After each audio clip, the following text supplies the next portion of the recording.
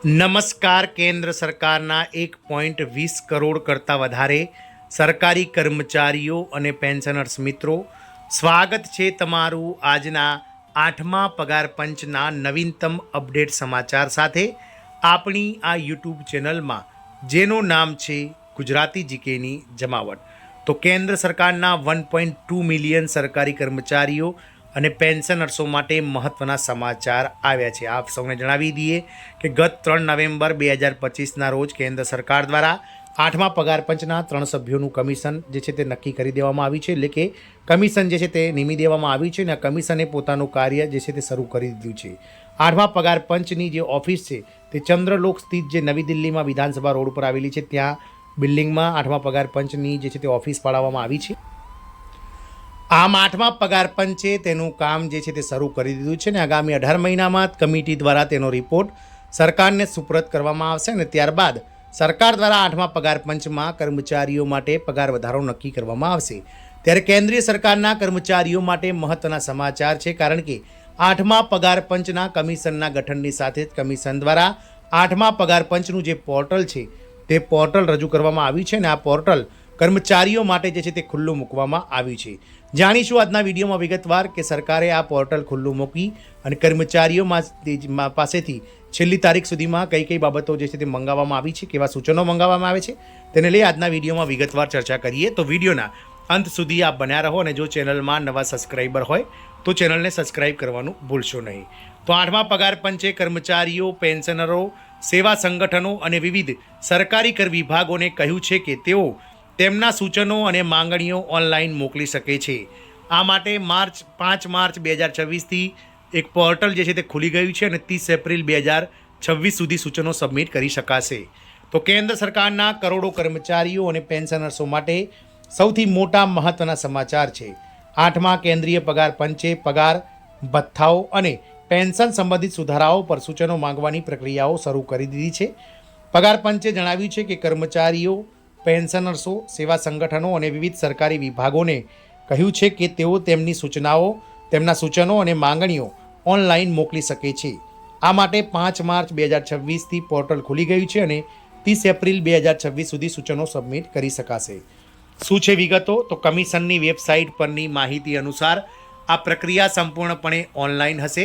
કર્મચારીઓ અથવા સંસ્થાઓ aidcpc.gov.in અને innovateindia.mygov.in પોર્ટલ દ્વારા પોતાના સબમિશન જે છે સબમિટ કરી શકશે. યુઝર્સે તેમના MyGov એકાઉન્ટમાં લોગિન કરવું આવશ્યક છે, જે ઓટીપી અથવા પાસવર્ડ સાથે ઈમેલ સરનામું અથવા મોબાઈલ નંબરનો ઉપયોગ કરીને કરી શકાય છે.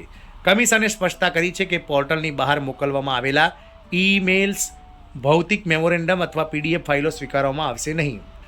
8મું પગાર પંચ સૂચનો અને પ્રતિક્રિયા. તો આ પ્રક્રિયામાં વિવિધ પ્રકારના હિતધારકોને સામેલ કરવામાં આવ્યા છે, જેમાં કેન્દ્ર સરકારના ઔદ્યોગિક અને બિન ઔદ્યોગિક કર્મચારીઓ, ઓલ ઇન્ડિયા સર્વિસીસના અધિકારીઓ, રક્ષા દળોના સભ્યો, કેન્દ્ર શાસિત પ્રદેશોના કર્મચારીઓ, ભારતીય ઓડિટ એન્ડ એકાઉન્ટ વિભાગના અધિકારીઓ કર્મચારીઓ, સુપ્રીમ કોર્ટ અને કેટલીક હાઈકોર્ટના સ્ટાફ, સંસદના કાયદા હેઠળ બનેલી નિયમનકારી સંસ્થાઓના કર્મચારીઓ અને પેન્શનર સંગઠનોનો સમાવેશ થાય છે. 8મા પગાર પંચનું કહેવું છે કે આ સૂચનોથી કર્મચારીઓ અને પેન્શનર્સોની અપેક્ષાઓ અને સમસ્યાઓને સમજવામાં પંચને મદદ મળશે. શું છે વિગતો? તો તે પણ આપણે વાત કરીએ. તો આ વાત કરીશું 4 અલગ અલગ કેટેગરી. તો ઓનલાઈન પોર્ટલ પર સૂચનો આપવા માટે 4 અલગ અલગ કેટેગરી બનાવવામાં આવી છે. વ્યક્તિગત કર્મચારી, પેન્શનર અને કેટેગરીમાં કોઈ પણ કર્મચારી અથવા પેન્શનર પોતાનો વ્યક્તિગત અભિપ્રાય આપી શકે છે. એસોસિએશન અથવા યુનિયન કેટેગરી કે જ્યાં કર્મચારી સંગઠનોની સામૂહિક માંગણીઓ સ્વીકારવામાં આવશે. જ્યારે મંત્રાલય, વિભાગ, કેન્દ્ર શાસિત પ્રદેશ કેટેગરીમાં સરકારી વિભાગોના નિયુક્ત નોડલ અધિકારીઓ સત્તાવાર ઈમેલ દ્વારા સૂચનો મોકલશે.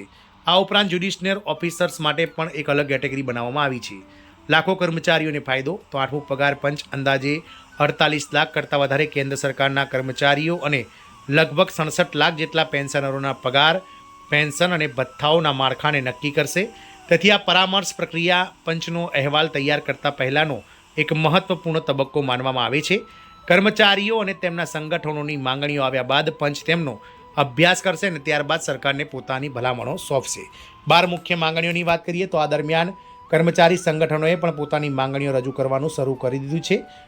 All India trade union commission એટલે કે AITUCA પંચ સમક્ષ 12 મુખ્ય માંગણીઓ મૂકી છે, જેમાં 3.0 ફિટમેન્ટ ફેક્ટર, જૂની પેન્શન યોજના OPSને ફરીથી શરૂ કરવી, વાર્ષિક ઇન્ક્રીમેન્ટ જે 3% મળે છે તેને વધારીને ઓછામાં ઓછું 6% કરવું અને ડીએની ગણતરી માટે નવા ફોર્મ્યુલાનો સમાવેશ થાય છે.